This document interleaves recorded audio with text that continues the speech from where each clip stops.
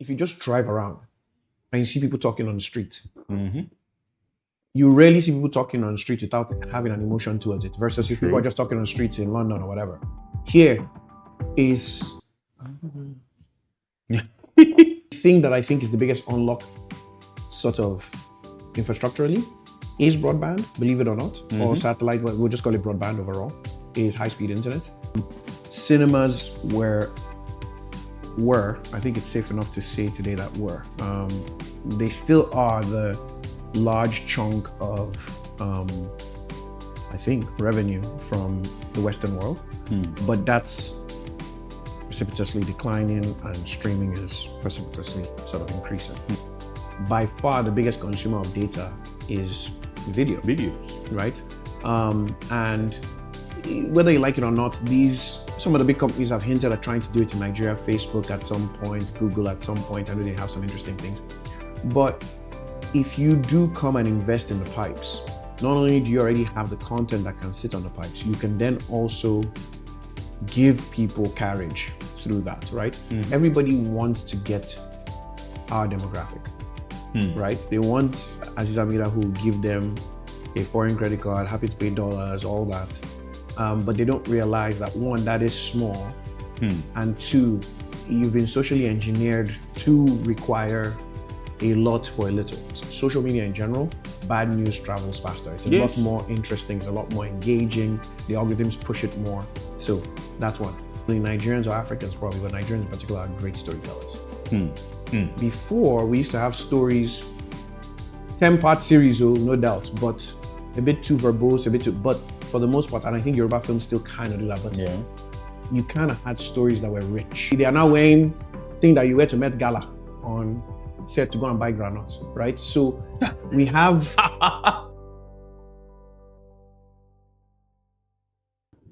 Hi guys, welcome again. This is Not Motivated with Aziz Amida. So, I grew up in the times where I don't get to travel a lot. So if you tell me back then to describe 20 million things in my head, I'll probably tell you what I've seen in movies. So tell me, what does the US look like? I'll tell you what I've watched in movies. Tell me everything. So what I realized was that a lot of times the stories what we know, what builds our culture, what builds our memories, our dreams a lot of time is based on our exposure to what we see or what we hear or we read, basically. And so movies have come to play a very important part in these movies and TV shows and everything. And there's a huge amount of them. Last year, Nollywood produced about 2,500 movies. It's the biggest in the world, more or less. We have that quantity and everything. So I think it's also important that Nigeria is now telling stories that matter to the world. And we realize our role in projecting the culture of Nigeria, the stories that happen in Nigeria to the world. So one of the things that we're doing today is basically, focusing on how Nigeria can tell better stories to basically impact the stand of Nigeria across the globe. So I'm bringing with me one of my very good friends, and he's one of the people that has inspired me a lot in Nigerian movies. If I'm ever watching Nigerian movies for any reason, maybe his movies play a very important role in it. So yeah, with me here is BB Sasore. And yes. He's now to, and just to give a bit, so when you did Breath of Life, before then I'm like, God forbid, there's nothing that will make me go to a cinema to watch a movie. So one person said, so my wife called me and said, okay, you know what, let's go we need to go and watch this movie. I said, BB, I was invited, but I don't want to go. Said, let's go. So we got there. And I remember when I finished watching the movie, I did like this to you. Okay, yeah. And that was the first movie, a Nigerian movie that I watched more than once. Really, I still watch it a lot every now and then. And honestly, I think it's those movies that should basically be in the Hall of Fame. I'm not one that watch a lot of movies, but I know Jennifer remains one of the biggest, most watched shows in Nigeria. And movies in Nigeria, and it's amazing because it applies to the real culture of Nigeria. But the funny thing about it is also not negative. So it's an exciting version of Nigerian culture that basically doesn't necessarily speak to, oh, Nigeria is bad, Nigeria is Nigeria. So how do you think what role do you think Nollywood is going to play in the next 5 to 10 years in Nigerian, culture, what's it called, display to the global scenario? Yeah, I'm with you. Well, first, thanks for having me. It's always good to have a chat. We have a lot of these philosophical chats, and now we're just doing it in front of microphones and cameras. Second is when you talk about, soft life problems. You were invited to premiere and you didn't want to go. It's not your fault. Everybody else had to watch it on a phone or on their computer. But I understand we need to earn that reputation as an industry. And not all of Nollywood stuff has been great, but it is getting better. I think overall what you're describing is the soft power of a nation. And it is rarely understood and rarely sort of invested in, but it is as important as the other things that we sort of see front and center. I agree. Infrastructure, things like that. To give you a sense, I think the country doing it the best right now is Korea. I think we'll get into the why. I mean, I just think any angle of this planet that you've kind of, even if you can't name a band, you've kind of heard of K-pop. If they're watching content, there's some part of them, in some cousin or someone is watching K-drama. There's a time it used to be telenovelas. There's a time Bollywood was like that, right? So cultures have successfully exported their content to the world, right? But it is K-drama time.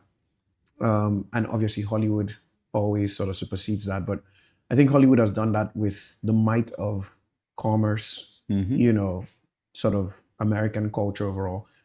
But America does understand the power of soft power and being able to make us all sort of dress like them, talk like them, eat like them. That one is for sure. All those things, right? Sure, commerce. That's, they'll send their food over, they'll send their clothes over, all that. But really, it's also about making it register and look cool in your mind, right?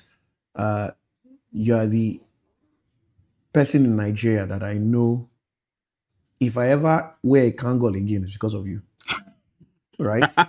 So that is soft power. That's a brand, right? That is someone endorsing something and saying, this is really interesting, this is really cool. And then when you add all the other elements to it, it really resonates in a way that you can't measure. That's what makes soft power tough too. I would say we are getting there, music being the biggest export music is in entertainment. Is getting, but then is it really export though? It is. I mean, it might not be as financially successful as we want to believe, but the exporting of it is happening. I mean, you go into stores in the States and the UAE, you're hearing Burna Boy, you're seeing Wizkid sell out O2, Madison, things like that. So it's certainly getting, I mean, FIFA with Skills recently and the Barca kid. It's definitely getting pushed out there. I don't know enough about music from the 70s and 60s. It would be good to have measured what Fela's export was, because he used to do concerts and things like that. Sonny Ade and so on. Those guys were... They definitely used to go to Germany and so on and sell. I don't know if they used to sell out stadium type venues, but they definitely used to do that. However, what you're describing, the soft power of a nation, is fundamentally, China plays in the infrastructural power. You can see they want to come and build stuff for Africa. They're mining, they're doing all the, But Korea, just find a young woman today that doesn't watch K-drama in Nigeria. Do you understand? And when you have that, it's then easy to back it up with those other things. All of a sudden, Samsung, that's Korean, becomes cool. They have a lot of sort of big, and I hate to sort of make this sound Korea, but I like the idea of a small nation that has exported their soft power around the world and then backs it up with these heavy infrastructural bits, right? They have big industries, Samsung, Daewoo, things like that. So basically, so the question, so for me, I think 2,500 movies is not... It's not beans. It's not a joke. It's so before I even talk about the quantity side, do you think data is a problem for most of these things? Because when you look at how much did Avatar sell, they'll tell you Avatar grossed 3 billion. Boom. And you're like, oh wow. But then they say, how much did this sell? You're like, okay, it sold this amount. But is it how much of that is that the sale that got back to the producer? No. Or really the sale of, because we have a lot of, parallel markets in Nigeria. So there could be that kid that is basically paying for a X amount of this thing that can't afford that big. Back then we used to go to Alaba. There's this guy that pirates all the VCDs, movies. You correct. buy all those VCDs from there. Those things will not make it to the record. So what really is data a problem? How do you solve that sort of problem? Really? When you say data, are you speaking in terms of broadband data or just data? I mean, data information. of the Yes. movies themselves. It is a problem. It's becoming less so because the world is just becoming more digitized, and those sort of non-trackable forms of distribution are sort of weeding themselves out. Even piracy online. If you get back 10 years when VCDs were fading out, it was insane. What the big global digital companies were able to do was make this stuff so accessible. It wasn't worth the cost to pirate and steal. Music was the first one to drop back then. Napster, I'm sure you remember our days of but soon Spotify and Apple Music, they're charging you whatever, how much are you getting? And you're getting everything you want to get. So why am I downloading and searching for songs that are not the right quality and all that stuff? Movies, these streamers have tried to do that. To back up just a little bit, cinemas were, I think it's safe enough to say today that they still are the large chunk of, I think, revenue from the Western world. But that's precipitously declining and streaming is precipitously sort of increasing. And it will overtake it pretty soon. I think we try to crack the cinema culture here, but it's very, very difficult to do because just the price point, the price model. But do we even have enough cinemas? The reason you don't have enough cinemas is because they couldn't work the model to make it affordable for what they deem the middle class. So when you think of cinemas, think ShopRite, think maybe even Chicken Republic, right? Why has Chicken Republic not scaled past 70 stores or whatever it is that they had? Why has ShopRite not scaled past 20 stores, right? It's because these things still don't reach the middle class. They appeal to the upper middle and the upper class only, right? So you're not really going to break through to the country till the middle class is firmly, that's what goes to cinema, everywhere else, even in Asian countries. I think Chicken Republic has like 300, quite a number of stores. Quite a number of stores They've now. Grown, so if you look at that now, so just to hold back on that, so if you look at, let's say, you have number of cinemas, you have price point of the cinemas, but you have at the same time the channels. Maybe I think, would you say it's more an understanding of the channels that these movies go through? So take, for example, streaming. I don't have data on my phone. I'm not going to stream. Yes. And every person in these countries have data on their phone. So basically they can afford, if you have data, would I be able to find 11K to pay for all the movies I want in the world? Most people would. But pay for 11K, pay MTN X amount of money on top of how much money? You understand? So correct. I think while the data of documentation is a problem, I also think data to access the streaming service is a second problem. Exactly. But then it now comes down to, so what then? So, I mean, ultimately what you're defining is that underneath it all, infrastructure is still a problem for us, right? True. Infrastructure still is not affordable enough for the average person in a third world country to be able to access an unlimited amount of content that they want.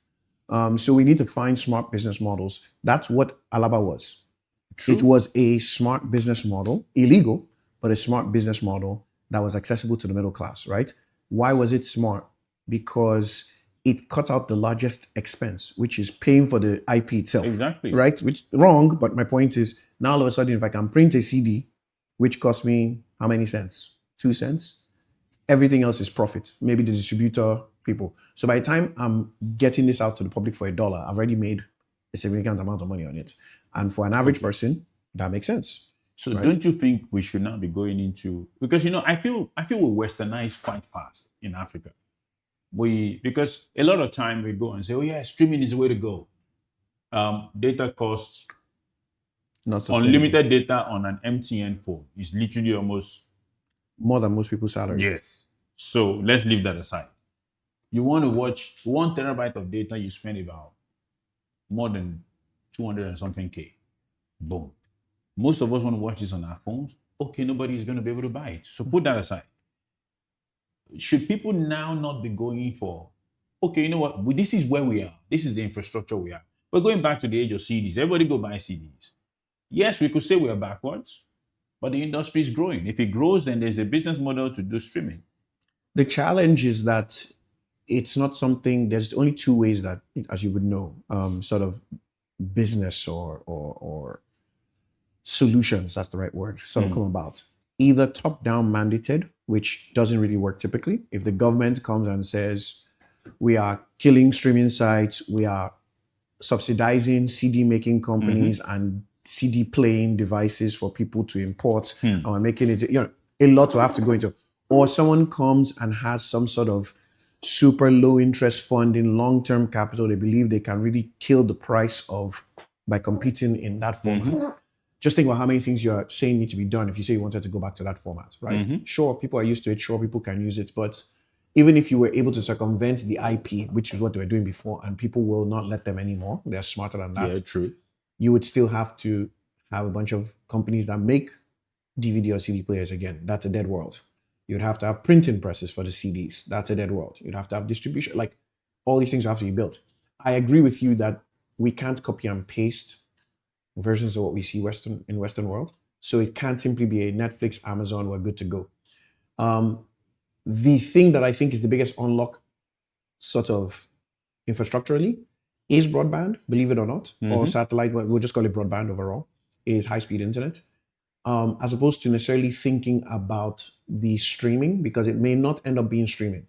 But I do think there is not a solution that we're going to use to distribute content over the next 20 to maybe 50 years that doesn't include the internet. No. I'm not sure where they're going to disrupt the internet per se. So that is something that I don't understand why not more companies are not. We heard back, maybe 10 years ago, there were two big, Glow One, Main One, and then all those things sort of just died out, right? But they're bloody expensive. They are. Okay, so I think, so to give you, so I was reading about NVIDIA some days back, and I was seeing this whole trend that the growth of that technology is always driven by demand for something. That's exactly right. Come to Africa. The growth of our technology is driven by our view of a world that has demanded. We have zero demand. Right now, zero demand for AI-related tools. We still need to eat. Right now, we need food. People are not producing agricultural products. We're basically saying, oh, let's go and produce tech products. Who is going to use it? You say you have 200 million people. Okay, they don't have phones. Okay, so let me give you an example, and you tell me what you think of that example. Uber is a copy and paste product. Would you say that the ride-hailing model has worked for transportation in this? But did it increase our GDP? No. The point is we disrupt a system to get a zero-sum game, right? We are boarding 20 taxis before. You bring in somebody to come and still say, okay, there's now still 20 taxis. It's the only thing that has increased is people's affordability for taxis. There is no, yes, it's efficient. I have an app, great stuff. So if you look at the same thing in movies, so are we saying that data, that infrastructure, building it, who's to build it? Who is there to, if internet is the problem, okay, they don't have internet. Okay, so who is supposed to? Because we are where we are. Right? Yeah, 100%. I do think that it has to be, it's the same thing as AWS with Amazon, right? They're building their own data centers and their own storage capacities, and then they realize there's a real big arbitrage here to be able to sell this to people, and we've sort of mechanized this in a way that it can really make some money. I think that's where Nollywood is sort of missing its calling, because by far the biggest consumer of data is Videos. right? And whether you like it or not, some of the big companies have hinted at trying to do it in Nigeria. Facebook at some point, Google at some point. I know they have some interesting things. But if you do come and invest in the pipes, not only do you already have the content that can sit on the pipes, you can then also give people carriage through that, right? And you can sort of, you're a telco guy, you tell me, there's ways to sort of prioritize what stuff gets fed through that broadband. Yes, isn't there? MVNO. So I do think there's a Because if you look at it, opportunity when maybe from a broadband perspective, I could say there is enough infrastructure with the NCC. If someone wanted to develop something, there. Okay. there's enough. Yes, All around the country? all around the country, Sokoto to Bayelsa? everywhere. MTN, maybe not as much as it is in Lagos and the big cities, but there's always something. And if you MNOs like all this MTN, Airtel, they are ready to always deploy service when there is a demand. And telecom is one of those industries that has grown with demand. Okay, they need service here, let's put it here. They need service here, let's put it here. Now, my issue is there is a clear and present danger. Amazon suddenly come and say, oh yeah, I want to stop this thing in Nigeria. Netflix come and say, how long are we going to keep depending on those services? So what the point? So which is like, shouldn't Africa, we do 2,500 movies and we're not taking control of the distribution? Yeah, most of those are on YouTube. Again, somebody else's product. I do think there is room for probably regionalized broadband solutions. Okay. Where in this area, because everybody wants to get our demographic, right? They want Aziz Amira who give them a foreign credit card, happy to pay dollars, all that. But they don't realize that one, that is small, and two, you've been socially engineered to require a lot for a little. That's what Netflix came and did. They said, you pay me the $8.99, I give you, whether you like it or not, you're probably not going to be able to compete with that. So I see a more regionalized, more baked, almost the same way that, remember when sachet milk and all this stuff started? I wonder whether there's a solution, pure water, exactly. Yes. I wonder whether there's a solution to that where, hey, Kannywood, we're going to build broadband just through Sokoto and, Katsina and, the South, the North Central and the Northwest or whatever, Northwest. And we're going to make where Kannywood, movies are very popular. We're going to make very specific. The infrastructure to build that is 100% available with. I mean, Yoruba NCC, movies. MTN, Airtel, that's like something like this. It's a turn on. But the point is, what the demand? Can you show them the demand? And then they want to. But demand works with. I attempt, the demand comes, they build. I attempt, the demand comes, they build, and they keep scaling like that. So, but I think that's totally fun. Yeah, I think we've gone off into the business of it for such. So, but it's always the business of it, really. I think because at the end of the day, it comes down to how much of everything we do revolves around building that ecosystem. Because for me, I always feel, if you look at an average, so maybe this is something I want to ask you. An average movie in Nigeria, if you watch it now, what do you think, what perspective does it give you in terms of, let's say you're, I talk to a lot of these, my diaspora friends, and I always say this thing. What they see, their perception of Nigeria and my perception of Nigeria are always like wide apart. And I'm always like, okay, why? Yeah, I think two things. First of all, that perception of Nigeria is over the last 10 years, maybe even 15, but specifically in the last 10 years, movies have been competing a lot with social media overall, right? And so it's no more a competition of content, it's a competition for attention, right? This fundamentally isn't simply, a TikTok video versus, Breath of Life. It is now even your text messages, your email, Amina has a set amount of time in a day and a set amount of brain capacity that he's going to spend on certain things that aren't fundamental. Let's call it non-fundamentals, right? In your business, your family, your faith, all those things, right? And that time is being competed for, right? Before, you really only had people competing for that time physically. When you're in traffic, somebody's annoying you, when you're in the office, when you're, all those things. Now it's constant, right? And so the reason I sort of put that is to state that first, the totality was never the totality, but a majority of the impression that we do sell to the world is also not simply our pictures anymore. It's just social media. It's just, and that's rampant. I mean, someone does some weird Yahoo story. That's what's going to trend about Nigeria world over, right? Before, it was a movie that you would get that story from. Okay. Now, in 2 seconds on WhatsApp, someone is showing somebody scraping something from the road or whatever, or a tanker blows up and people are going to fetch the petrol from there. There's been 1,000 other tanker spills that were well contained, but the one where they're going to scoop up the thing, which is dangerous and crazy and barbaric, is the one that travels all over the world. You sort of have the same problem, but on steroids, where before they used to say, oh, the only thing they used to show you of Africa was the children with mosquitoes on their faces, the wild man on National Geographic. Yeah. You sort of have that problem with social, because social media in general, bad news travels faster. It's a lot more interesting. It's a lot more engaging. The algorithms push it more. So that's one. That being said, Nollywood and films and that kind of content has a very important role to play in the soft power of how we frame. And how do you think that role now? No, yeah. Yeah.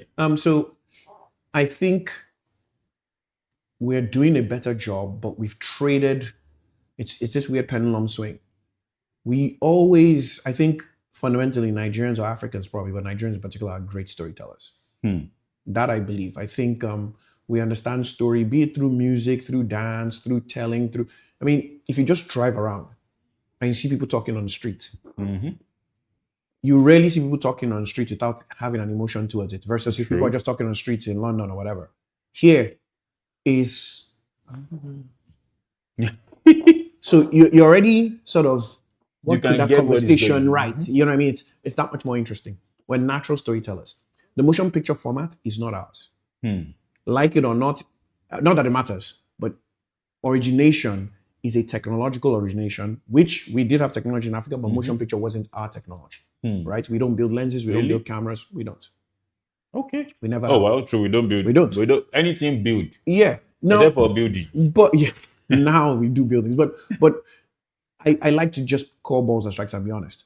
I would be happy to bet, I don't think anybody knows, but that there's a good chance music originated from Africa. That first early sound, drum, somebody somewhere moving your feet. I feel like those kinds of things are innate to us. You know what I mean? The alaga speaking and talking and all that stuff we sabi. The motion picture format, we don't necessarily. So we never really developed a language for motion picture. What I mean by that is, a Bollywood film once you see it. You'll have some dance, some colors, some this, some, an Oriental Asian movie when you see it. Hollywood blockbuster when you see it. The closest thing to knowing a Nollywood film is Funke Akindele. Well, true. Believe it or not. And maybe all those, there's this thing I saw, I always see them do at a point, where they just show the hot scene in Ibadan. All those, you want to... Okay. Which is not bad, but the point is, when you've outgrown, I don't like when we project Africa as if it's the history. Because it's all when you say projected. Tell an African story, the first thing you see is people are wearing Ashoike. They are doing, but we don't wear Ashoike every day. Yes. So if you now see Hollywood tell you, oh yeah, in Africa they dress like this, we are angry. But the point is, why can't? So what is the story Nollywood needs to start telling to get the world to understand the true culture of Africa? I think it's a difficult question. I think Nollywood is in the phase where it's concentrating on quality, which unfortunately, and I don't know why, and it's not easy, They have traded that for story. Before, we used to have stories, 10-part series, no doubt, but a bit too verbose, but for the most part, and I think Yoruba films still kind of do that, but you kind of had stories that were rich in there, right? And that's why you see people responding to things that feel like they're authentic because they feel like it takes them to that time, ultimately, I think we're all, as Nollywood practitioners now, focused on how do we make it look the way it looks in other worlds? Because that was the thing that we were killed for the most was your sound is terrible, your production design is off. I mean, just look at this set. It's really nice paneling, there's lighting going through the LEDs, all that stuff, the table is clean. Nollywood didn't used to send that before, right? They didn't worry about costume. Whatever the person wore to set, that's what they were wearing, right? Now they are oversending. Now they are oversending it that the story, they are now wearing thing that you wear to Met Gala on set to go and buy granuts, right? So we have a bit too much of that pendulum swing.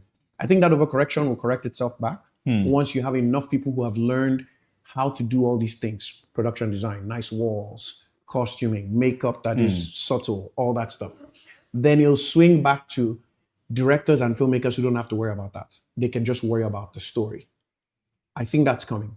But ultimately, if we don't solve the business of it, which we were trying to do earlier, you'll never have enough to excite people to invest in it.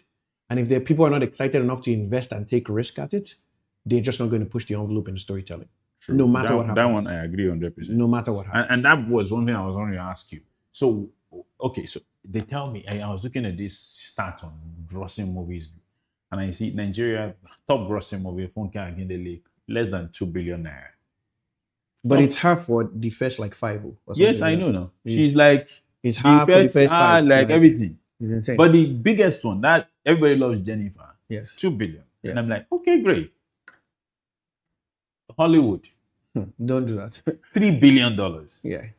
And I'm like, wait. So we have a lady that is loved by 200 million people, sell 2 billion. We have a movie that is watched by 300 million people, generate 3 billion. No, let's even remove the international sales. $2 billion locally. How does it? What's happening? Yes. Again, it comes down to the business of it, right? So first and foremost, you can't put, people like to do music and movies as apples to apples, but it's more apples to oranges. I say so from a place of just investment first. Take the biggest star here, Davido or Burna or Wizkid, whoever it is you want to say, and take Taylor Swift or Beyonce. What are you going to spend on a song? Remove marketing for a second. You're going to spend on a song, I don't care who you are, Taylor Swift, what's she spending more than $500,000 on a song for? Maybe the producer is 200,000, the studio is 100,000, whatever it is, right? Wizkid, let's say today is probably going to spend close to 100,000 on a song, right? So the delta there is what, 400,000 USD, right? Max, I don't know. I'm sure there's people in the music industry who come and tell me, they spend millions recording one Taylor Swift song. Right, give me a break. That being said, everybody loves Jennifer that you're talking about. Funke Akindele probably spent, I don't know, $200,000, $300,000. Avengers, Avatar, $300 million. But then guess what? So here is the thing. So there is also films that spend $200,000. Sure, everybody likes the exception. Yes, everybody likes the exception. I get it. Okay. But there's a overall investment in infrastructure. Look at Tyler Perry. So I'm with you. We need to develop a model. Here's somebody who's doing what Funke hopefully will be and should be doing. True. This person has said, there was a crazy stat that Tyler Perry posted that showed K-pop Demon Hunters on Netflix. It showed something Heads of State from Amazon Prime. All these big Old Guard by Netflix. All these huge films 2 months ago that Netflix and Amazon were promoting. And the biggest of them was 350 million hours streamed. And Tyler Perry's Madea's Vacation, 1.2 billion hours streamed. That's just off his community. Nothing like, sure, other people as well, but his core community. Tyler Perry is like Trump. There's a bunch of people who just when he wakes up in the morning, they're there. Do you understand? And that community is very hard to build. I think one of the people that have built that is Funke. I think it takes a confluence of a bunch of things to come together, right? Okay, so Funke has a community that's mad.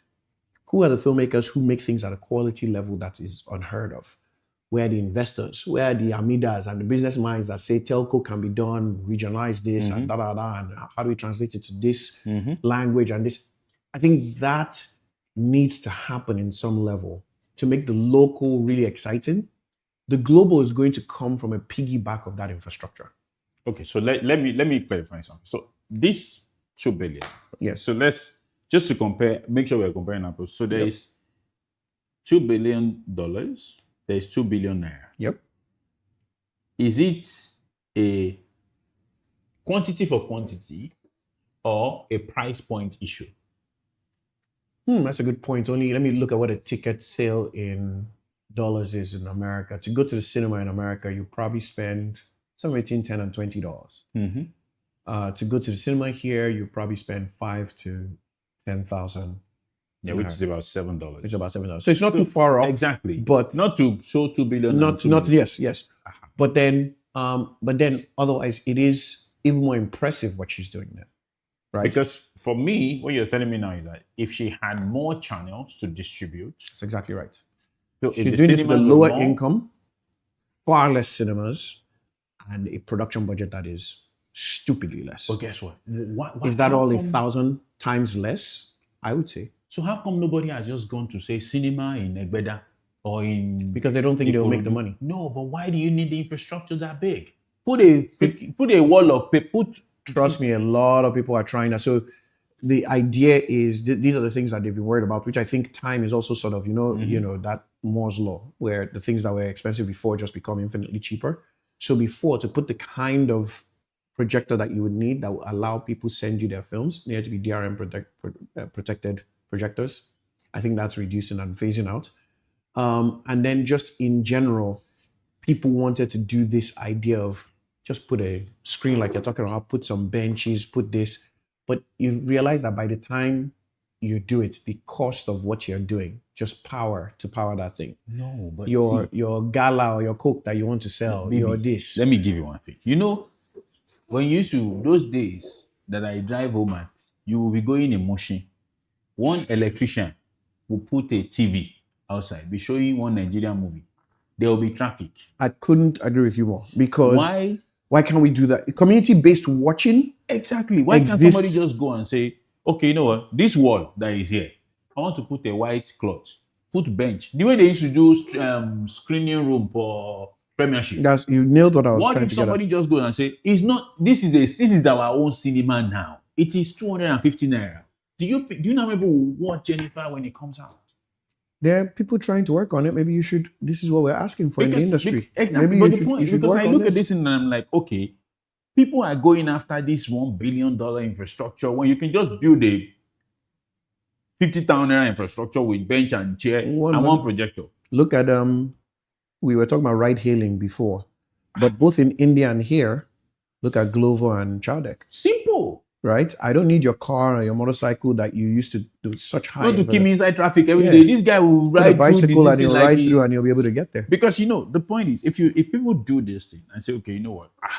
Let's say we put a cloth somewhere and we say, carry our drive, go to Jennifer's HQ, collect the movie. When do we launch? 7 o'clock this night. Jennifer is coming out 7 o'clock. In the whole of Ikorodu, you will sell 20 million copies. If there is not, you will finish the cinema. Because the point is, everybody would watch it. So those sort of things, why it's something that I look at around Africa as a whole. We're looking for the sexy Western, yes, always. But the point is, we're not localizing these technologies to our realities. There is never going to be a cinema. When I was growing up, we want to go and watch a movie. When ShopRite came out, we would basically spend how many years going back and forth escalator alone. Mm-hmm. Just go up, down, up, down, up, down. What is my concern?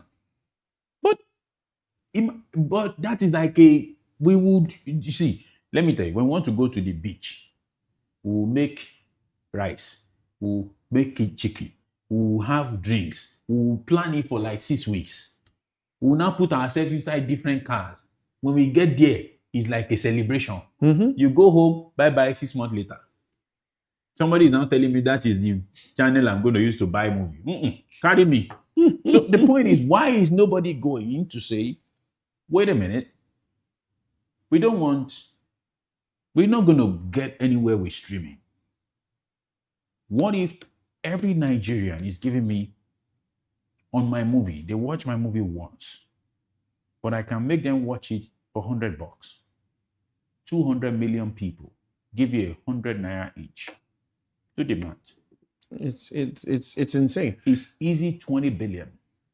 Yeah, I think honestly speaking, there's even an X factor above that is very affordable for most people. I think $1,000 is a number that people will $1,000 use for means you are escapism. going, you are to a already slightly- entering trillions. Yes, that's what I'm saying. You are already, don't go 1,000. Your grossing movie is 2 billion naira. I'm giving you the formula to just 20 billion. To say, show it inside the lungus of Nigeria and say, when you get to that berewo, you know what berewo is? All those things that you enter like this, you carry the curtain and you don't enter it, and you go and eat a wagon inside back there. You get to that berewo restaurant and you say, okay, you know what? This is it. They are showing it there. They will fill up that place like anything. Yeah, there's many people who believe what you're saying. I think there's probably a business to be tested here. It has to be, because I always ask myself this thing that, okay, why is nobody? But that one is for Nollywood to worry about.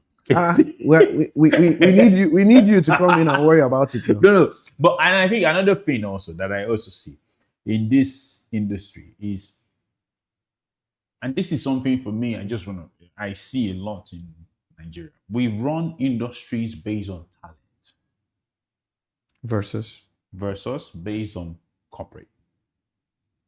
Who is the biggest CEO in Nigerian music? I can tell you for sure, he's a talent. But guess what?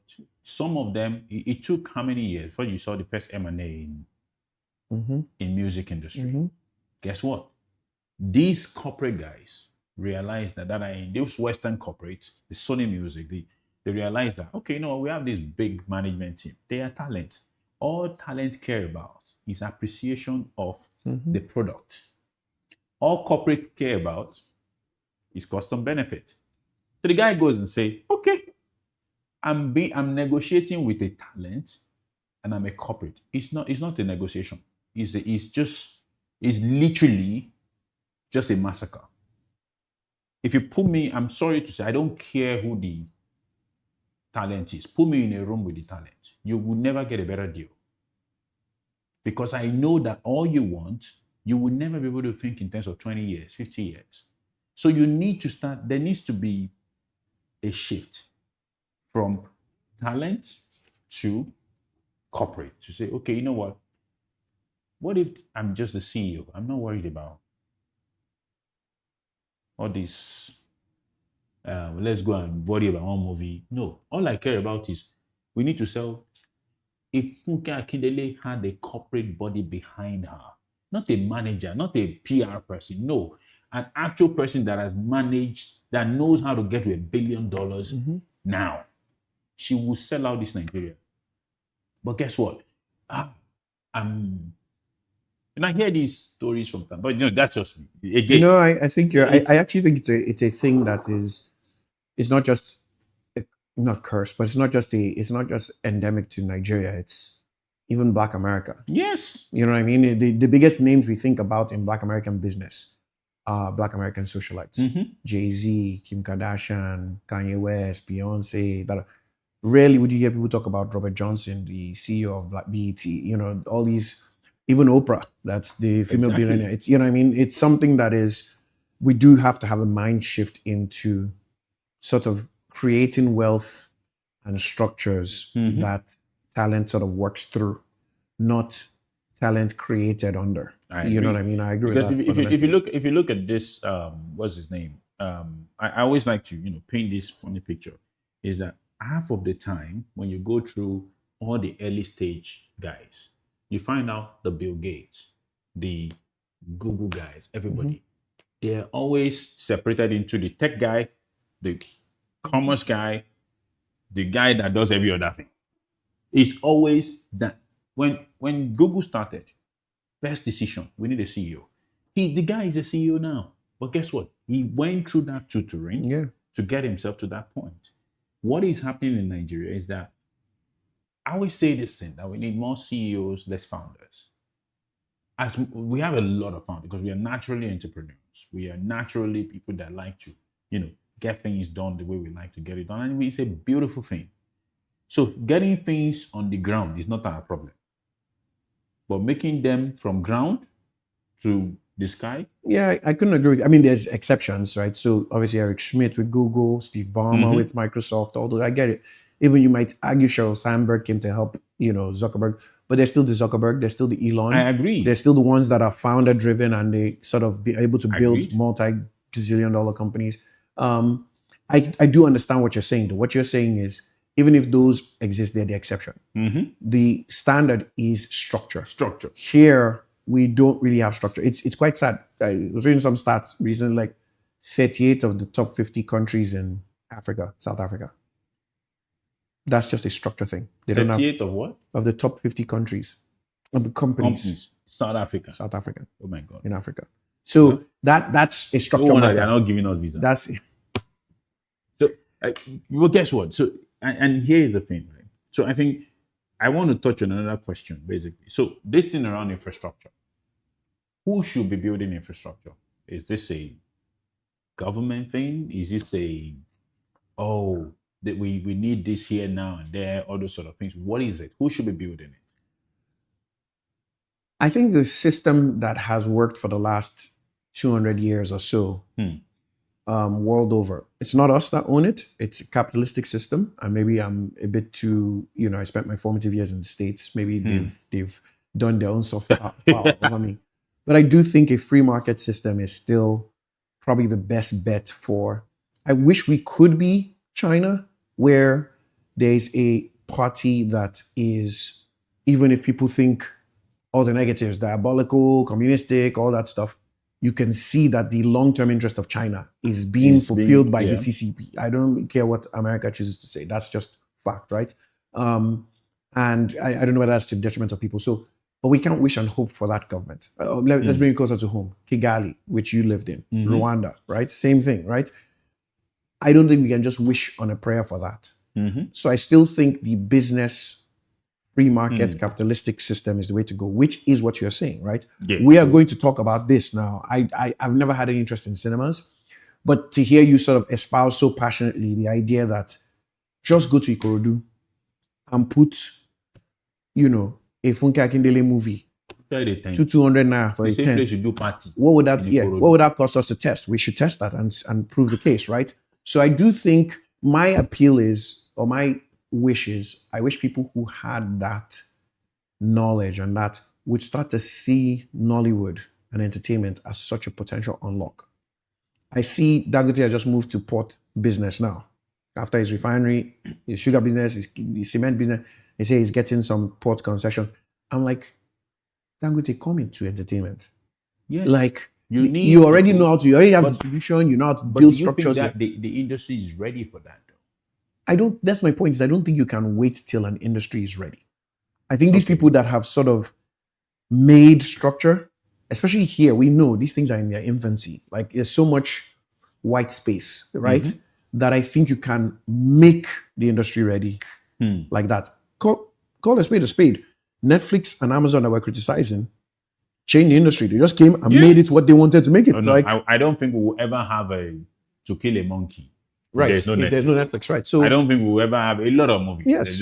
Breath of Life, even. Yeah. So it's like standard thing. You will never have those movies because reason being, I'm not one of those people that basically, I believe we should appreciate the little days. If there was a need for something, great. 100%. But I feel that era has now come. Yes. It is matured. How do we go above it? We produce movies, Amazon pay us back our money, but is it about the money though? Is it about making that interest and getting an extra profit? No, this is about legacy now. It's not about what stories are we telling as Nollywood that the world can say, yes, this is how Nigeria is. Nigeria is a beautiful place. We have Dirty December. And I saw this movie about Dirty December one time. Now, with my wife now, when Nollywood movie comes out, like this one has come out. Oh, come and watch. I'm like, okay, I'm coming. We'll watch one movie for like, we can watch it 3 weeks. for 3 weeks.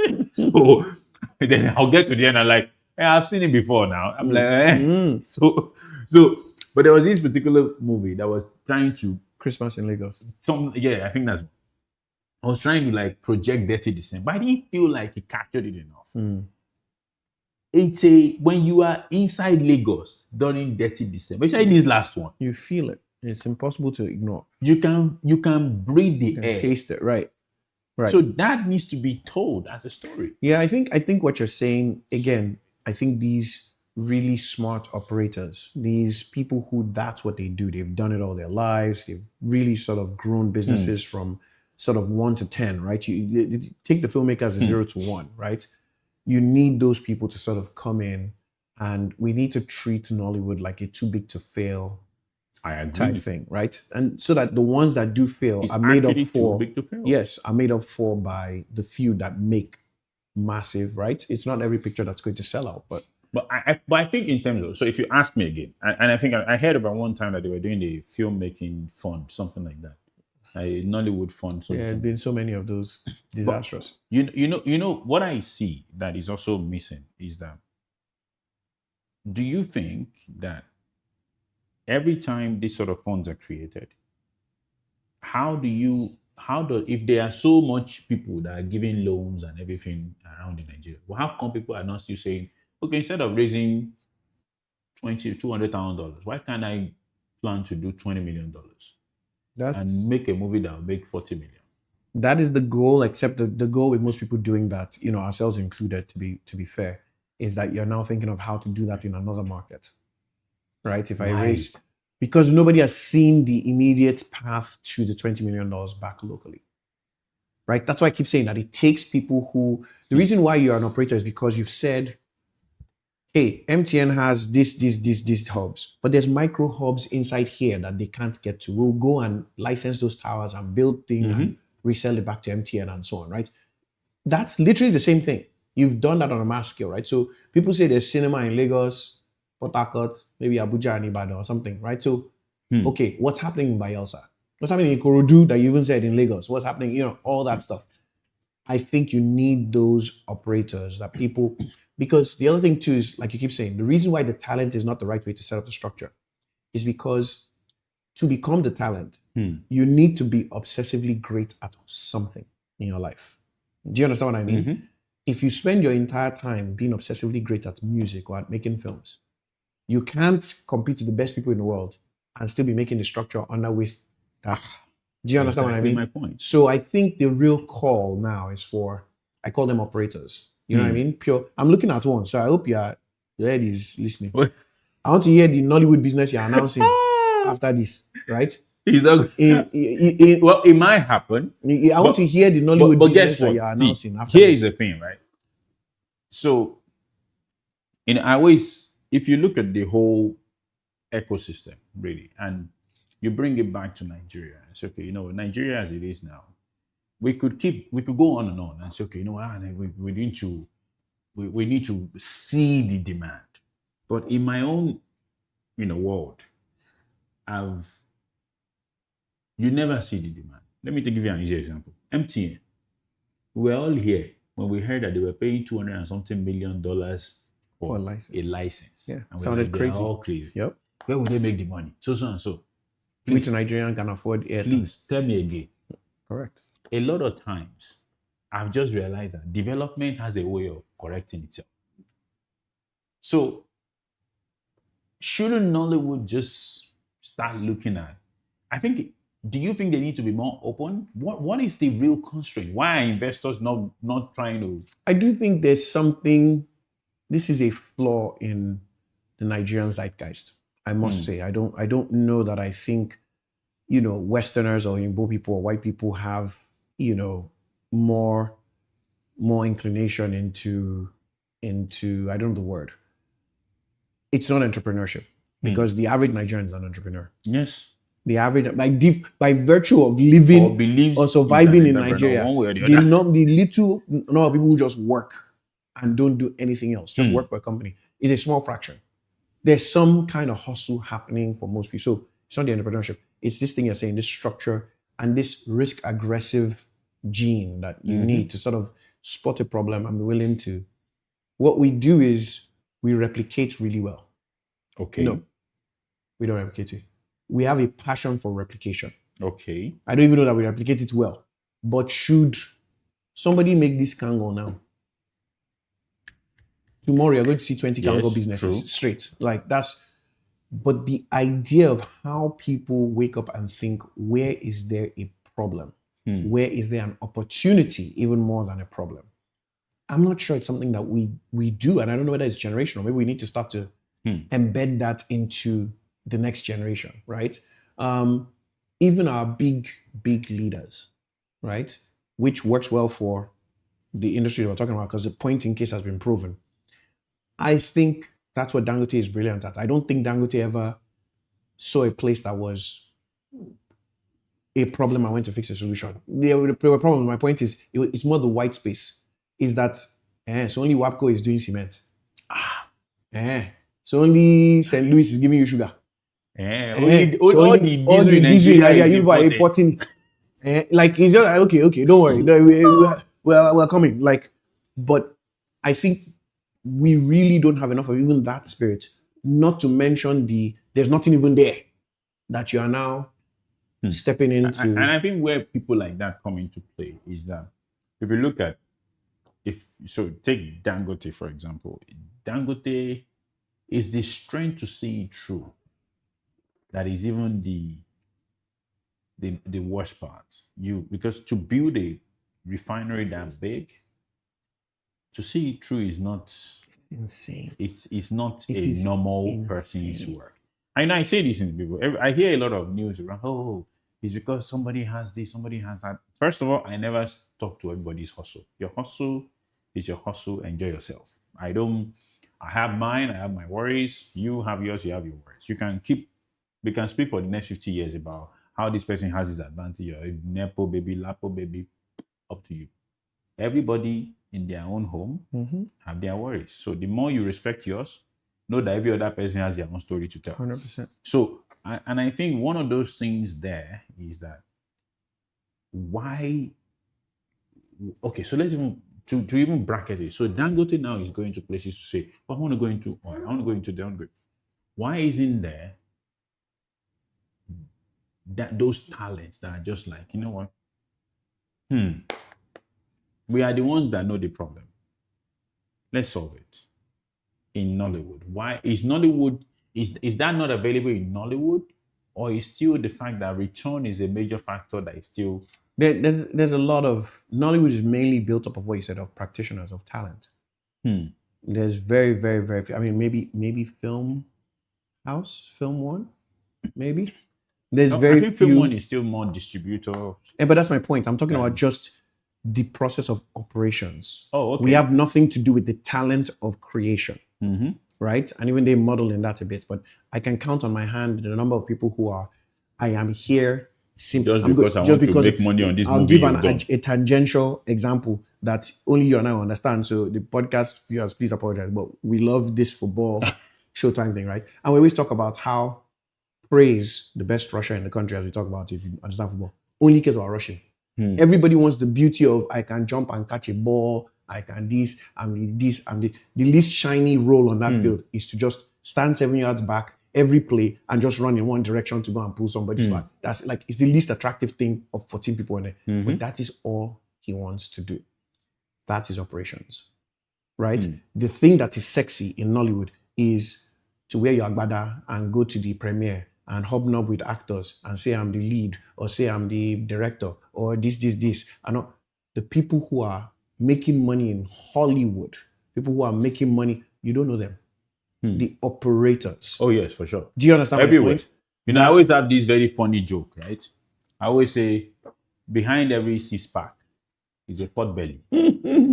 Like, once you see a human being with six-pack running somewhere, just look behind him. There's somebody with a pot belly just counting money and like, yeah, thank you very much. Life is 100%. good. So Nollywood needs its pot belly.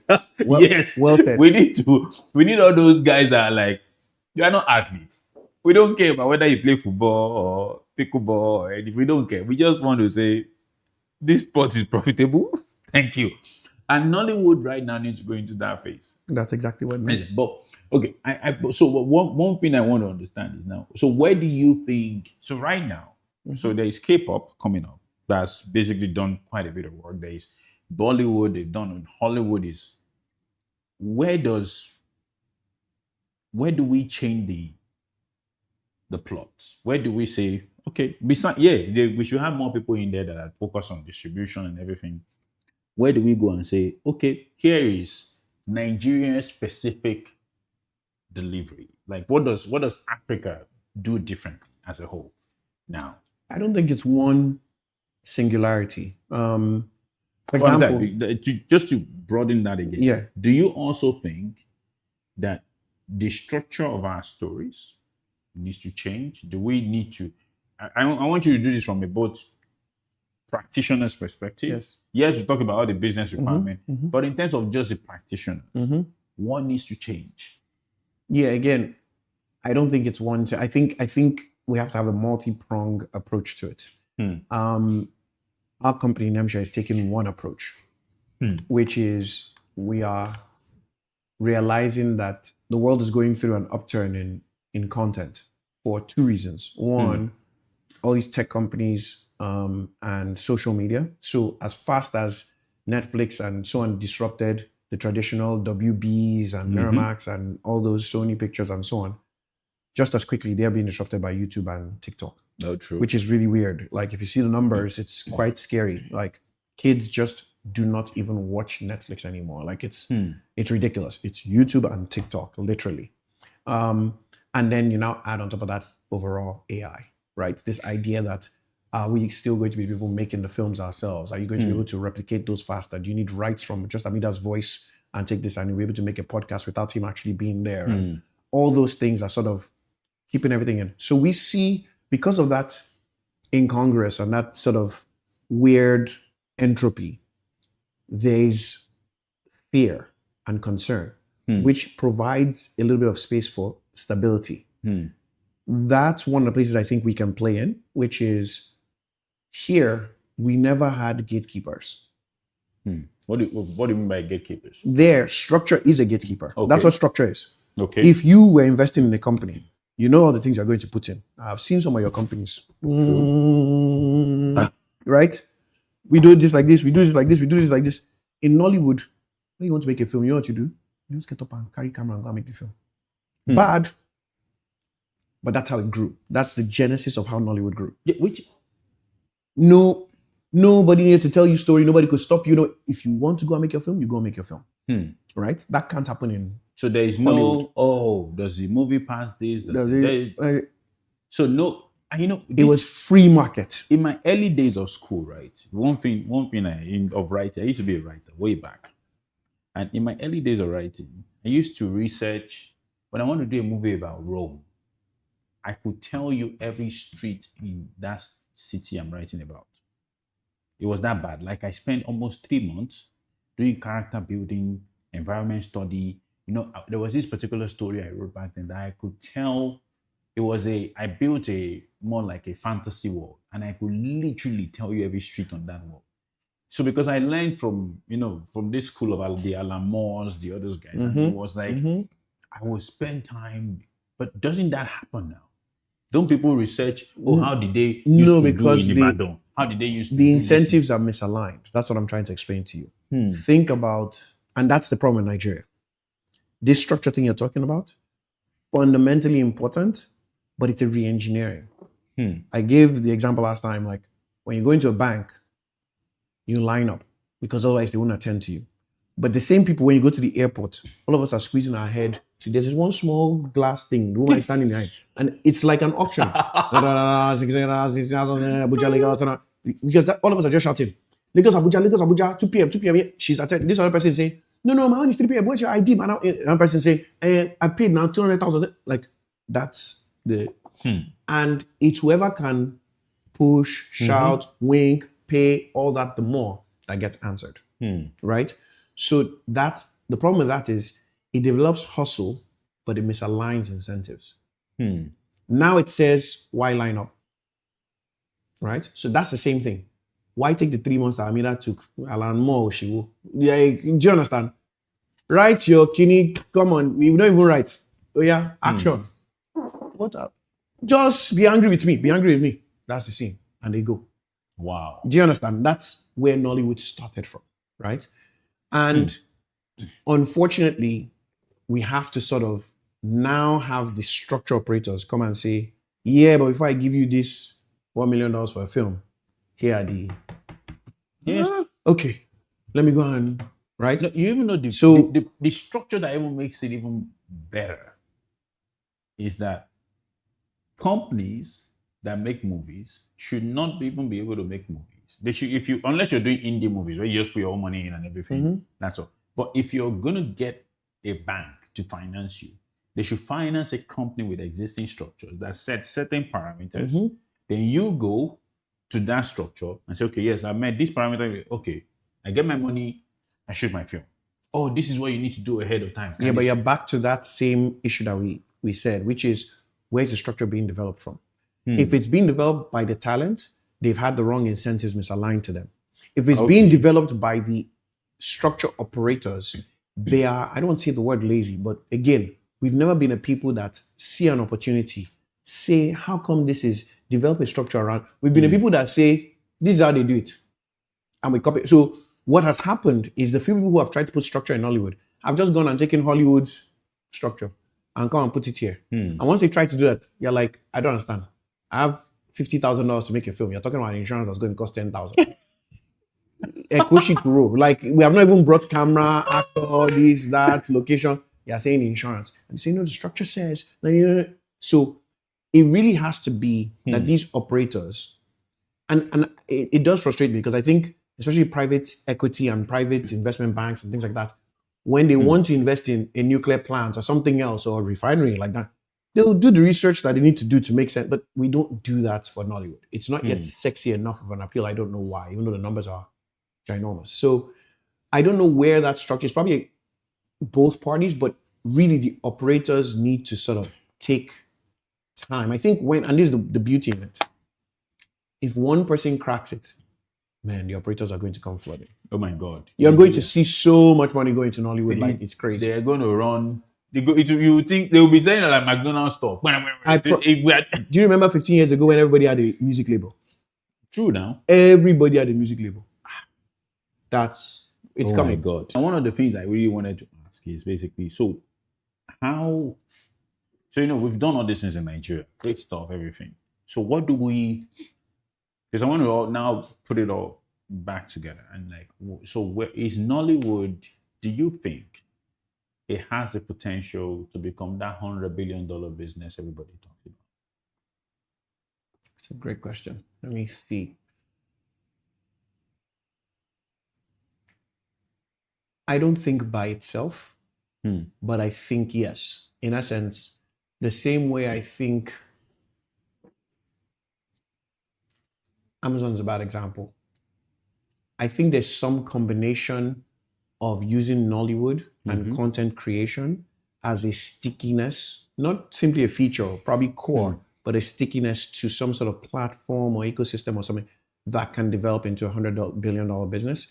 I'm not sure whether by itself there's a $100 billion business sort of waiting now to be, and I'm taking that as business, not ecosystem. If it's ecosystem, just overall, no, I mean everything. Ecosystem. Not maybe. So I think, and how far do you think? Here's the scary part.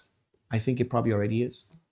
Well, not according to data. Yes, but my point is, there's all this, like you said, unaccounted for data, exactly, right? Of even people's salary. Nollywood is supposedly the second biggest employer of talent to government in the country. Yeah, great.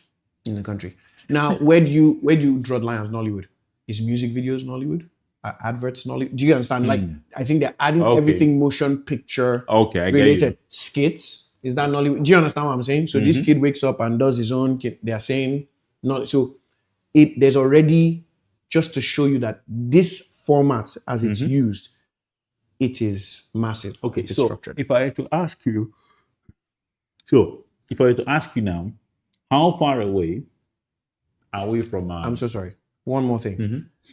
I think the other thing with that too is you're not going to get there without vertical integration.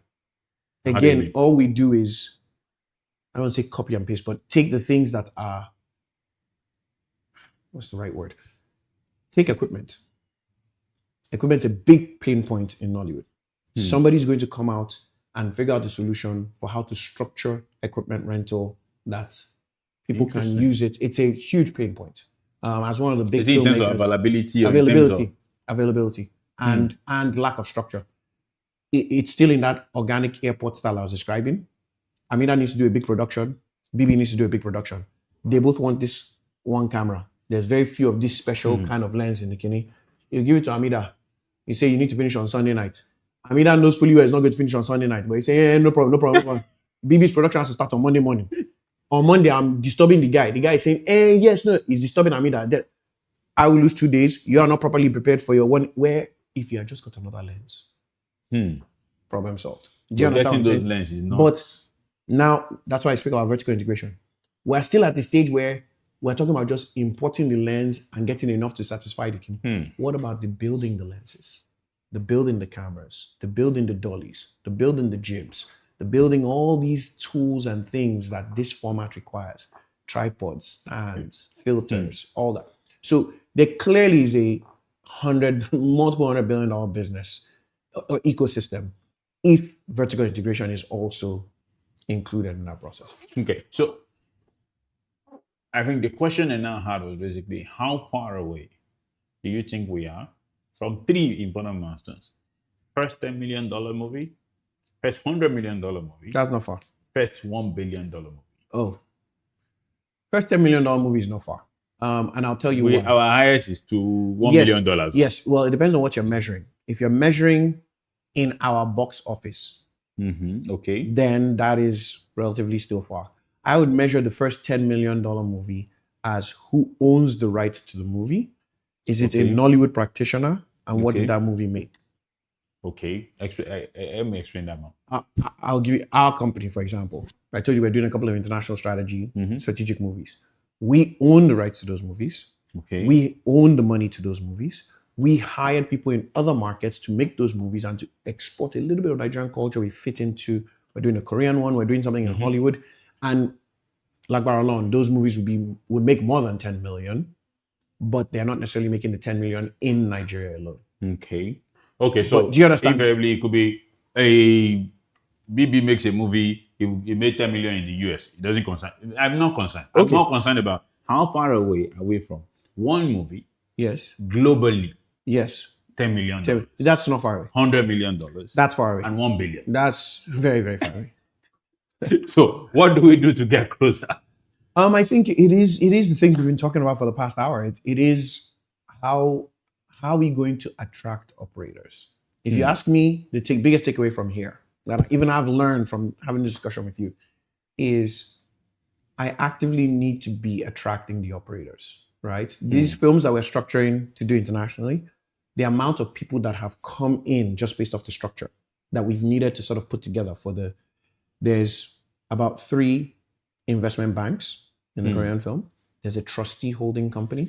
Interesting. There's a collections company, not to mention basically other little things, insurance and so on, all from the Nigerian side. Outside now, we've gone and we've given a few $1 million to the Korean people who will now have their own entire structure that feeds back into that Nigerian thing. That we've never done before on any of our Nigerian Interesting. pictures, right? So I think the biggest takeaway is how do we attract the operators, right? How do you attract this person? When I get out of here now, I'm going to get on a call. And that's the other thing that I would say is the thing they don't teach you is that we really do have an opportunity here because there is a bit of entropy and confusion, like I said, that you can sort of play instability, but value is value is value. I don't care the color of your value. If you give people value, right? Like value is the one thing, it's easier to call it money, but value is the word, right? Value is the one thing that isn't racist. It isn't sexist. It can be, but then the value was not enough to supersede that racism. Do you understand my point? As much as they thought we were monkeys, the minute one black guy knocked out the best boxer in America, the commerce around him changed immediately. There's enough white people that were still racist. So I said, no. The pot belly behind the six pack. Abi? So value is something that we need to focus on being the people that are bringing the value that they don't have, right? And so I think looking at where those points are, when we talk about multi-pronged strategy, looking at where those value points are around the world and being able to provide that, many times that's money. That's easier for our industry to bring than theirs. They might have more money GDP-wise and commercially, but it's too structured and too hard to access. Being the people that quickly say, oh, okay, you need $5 million to make this film. You've been working on this for a couple of years, but you have the pedigree, this, that. Let's go. And in 2 weeks, they have the money. You're going to disrupt other markets with that. So that value. And then two, attracting the operators to start to see the opportunity in this space. In this space. So that they go home thinking, true, there's nowhere for that boy in Oshodi to go and watch Jennifer. No matter how much he loves it. But he knows the Scott of Chelsea. So how? They're community watching, but they're not community watching Jennifer. We need those operators. I think we need to go and start that business. What a place to wrap. So now, I think, that's that for, but I think we've been having quite a bit of questions coming. And I think I want to, we have our, we are not going to answer everything, don't worry. We have our magic, what's it called? So now, I see there lemons and there. Even the colors are scary. Forget the question. Even the colors are scary. What color is this one? I don't know. You fuchsia, peach. A man can never tell you what it is. To me, it's just orange. I can tell you it means something else to a woman. So, but the color is, I can tell if I give this to my wife, she will tell me the name of the color. I can. To me, just lemon and orange that is here. But you know the Photoshop number. Yes, Hash that one. 346 J. No problem for that one. But this one, only possible. So now, 3 questions. I have to pick them. Yes. Who do I beg before I pick? Is it Ivie? Who's producing this segment? That is the God will help out. We'll pick the one on. I'm only picking peach. Lemon is even too scary. Oh yeah, now. Okay. Oh yeah, open. Okay. I open the first one for you. I'll ask you the question. Because I'll just read the part that what is the name of your favorite movie, and I'll just answer it. Okay, he said, could Nollywood benefit from more collaborations with gaming and animations or comics? It's a great question. I think it does go under the vertical integration that we're talking about. I was shocked, blown away to learn many years ago, 20 years ago, so 30 years ago, 20 years ago. One of my favorite filmmakers, Steven Spielberg, someone I sort of tried to emulate a lot of their career and stuff, was the director of some massive games, maybe Full Metal Gear Solid or one of these. Yeah, like they do quite a bit of. They do. I didn't realize it was them also sort of taking. So that's the definition of, and obviously gaming is much bigger in the world than both music and film combined. It's insane. It's completely insane. Everybody is gaming. Yeah, everybody's gaming. So I think they have natural sort of interwoven touch points. But the problem is, what game is in Nigeria? You've come back to the same. What animation in Nigeria is done by ChatGPT. Animation and games are super expensive. You and I have spoken about this before. God. They're super expensive. I wanted to go and put my neck inside animation one time. So super expensive. But you know the problem. They can still be done, and they're going to get cheaper and cheaper. I think it can be done way cheaper. And the reason I feel so is, I think most of the people that are, this is maybe something I'm saying to people that are, a lot of younger talent, in the sense that people need to start understanding that the world of, it's not when you want to build something that will make a change, that will create change, you don't necessarily need to get paid early. one of the things I saw when I was going into this animation thing was basically everyone wanted to get paid. We are all Nigerians. We're trying to say, let's make a very amazing Nigerian. First of all, we know we don't have the knowledge or capacity, but we want to get paid like the guys that do. And I started hearing salaries, and I'm like, We're coming. I'll wait for me. I'm coming. Because when you even pay salaries, that's on a project that is not guaranteed, though. We don't know if we're going to make money, but everybody was already picking their own salary. But well, God help. Yeah, God help all of us. There's some room for collaboration there for sure, and it can benefit both ways. But it's just super expensive right now. Okay. What's your take on the rise of creators on platforms like TikTok competing for audiences? I think you already answered this one during this. Yes. Okay, so you need to get to pick another one. You know? So wait, this is disqualified question. So now, okay, have you ever walked away with from a project because it did not align with your creative vision? No, and that's the thing that you were talking about with the creators being the structure, right? That's actually a great question to explain that. There's not even nearly enough. Forget enough. There's barely any freelance directors. That's how unrobust and how early stage we are. Oh, every director is making their own. No way. Yes. For you to have an idea now and say, I think this is let me call this person to go and make. He has 3 things of his own that he wants to make. People have tried to hire me before. There's maybe 3 companies that hire people. Okay, you know this from Ebony Life. This further reinforces because when I said we need more CEOs than founders, it's something I realized, right? I was so when I look at the whole telecom system, except for the big company like MTN, I was literally, if not, I can count it on my hand. That was a CEO that was just, that is not part of a group. That, there's somebody there's someone in the US, yeah, just a country manager. There are a lot of those. But a CEO that is like a CEO in Nigeria that was recruited. Correct. In that industry, there were not a lot of them. Yes, very, very few. Everybody is the owner of the company. Everybody is the so you're like very few. We're just not as a country, we're not robust enough that there's just, a bunch of CEOs that you can handpick and say, okay, come plug them into this. It's the same thing in Nollywood. Wow. But we have a lot of expert CEOs. That's the problem. Isn't that part Let of me the problem? pick the third one for you. I'll pick Lemon. Hey, God. Yes. So you now save that for the last. Lemon. Why am I even afraid of it? I don't know. Even me, I'm afraid of opening it. What's one behind the scene challenge about Nollywood that you wish global audiences understood? Though you can't say camera. Equipment, you cannot say equipment. No. Because if you say equipment, I'll answer another question. No, it's not. There's so many. There's so many. I don't know whether you want it anecdotally or there's so many. I give a couple of examples that did she say global audience cannot understand? Yeah, global, Abby. A tiny one. We used to complain, and it's the same Moore's law thing. Just as time goes on, things get easier. Now is one technician that's producing. I've seen your super kid lady back there that's producing everything. Put a microphone on us, put this, put that, edit everything. Technology just got so much better. 20 years ago, I don't care how smart he is, Larry couldn't do all this.